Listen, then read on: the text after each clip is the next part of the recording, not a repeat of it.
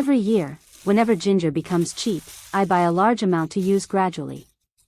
However, many times I ended up having to throw the ginger away because it dried out very quickly, lost its aroma, and even started to sprout. It was truly such a waste. Hello everyone, my name is Mary.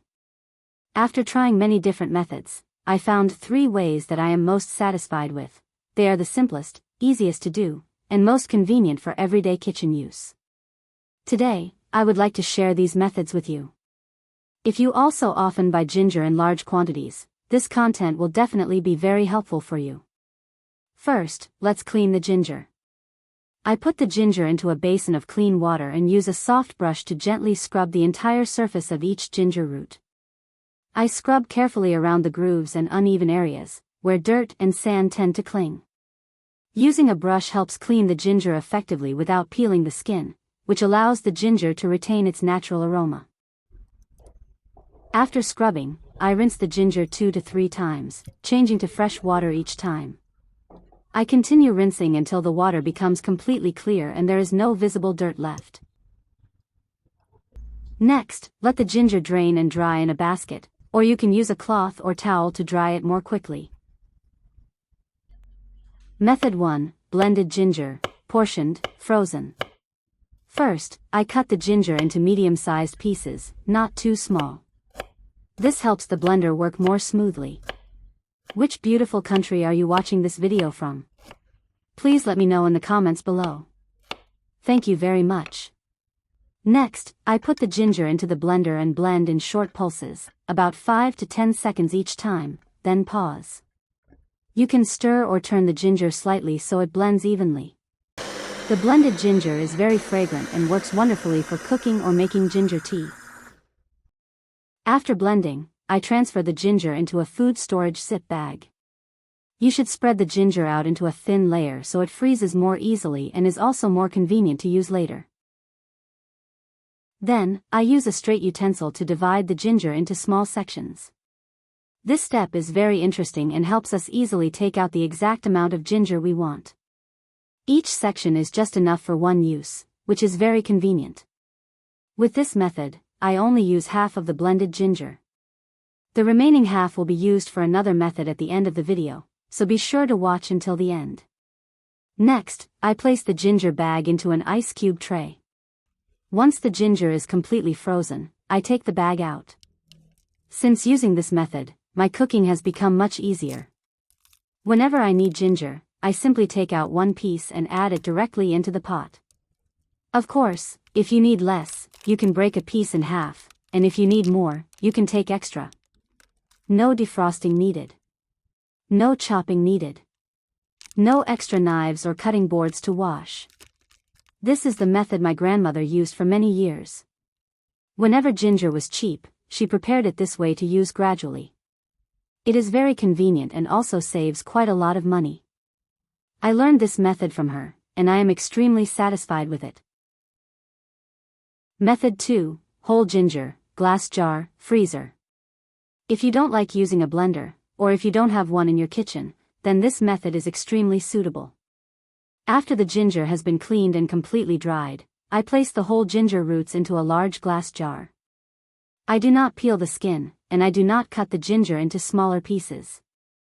I also avoid packing the ginger too tightly, to prevent bruising. Next, I tightly close the lid and place the entire jar into the freezer compartment. This method requires almost no preparation, yet it allows the ginger to be stored for a very long time. The ginger does not dry out, does not become moldy, and does not absorb odors from other foods. When I need to use it, I simply take the ginger out and grate it or slice a few thin pieces to use immediately. No defrosting is needed.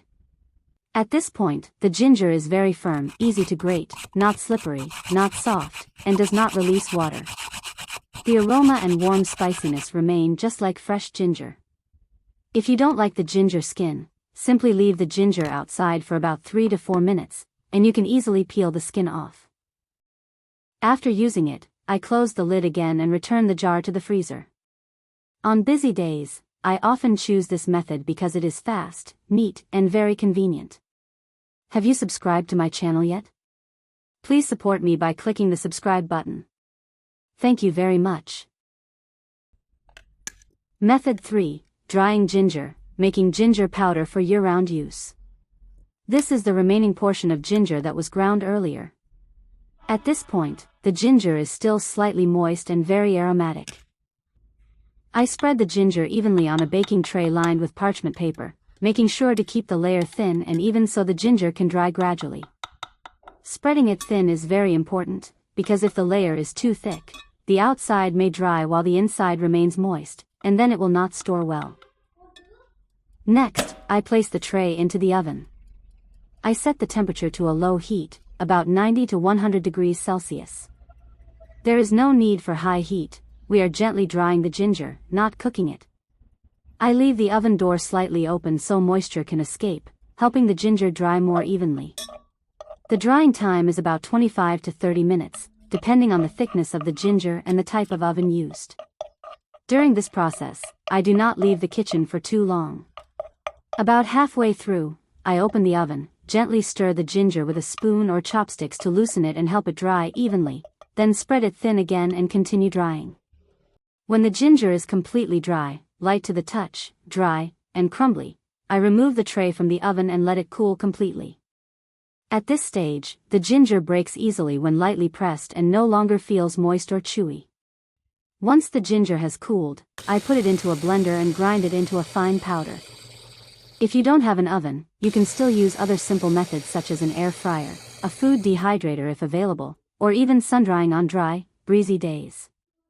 Just remember to keep it away from strong direct sunlight, and bring it indoors when the weather becomes humid or at night. No matter which method you use, the principle is the same. Dry slowly, use low heat, and make sure the ginger is completely dry. Next, I transfer the ginger powder into a clean, dry glass jar, close the lid tightly, and store it in the refrigerator. This ginger powder is very convenient for making tea, especially on cold days, helping to warm the body. It can also be used for baking or added to dishes. It is truly very versatile. Most importantly, homemade ginger powder is inexpensive, clean, and incredibly aromatic. It only takes a little preparation time, but in return, you get a jar of ginger powder that lasts a long time and is always ready whenever you need it in the kitchen. I hope today's sharing is helpful to you. If you have other ways to store ginger, please leave a message below so we can learn from each other. Thank you for taking the time to watch until the end of the video. I wish you many warm and comforting moments in your kitchen, and don't forget to subscribe to the Merry Home channel. Goodbye, and see you again in the next video.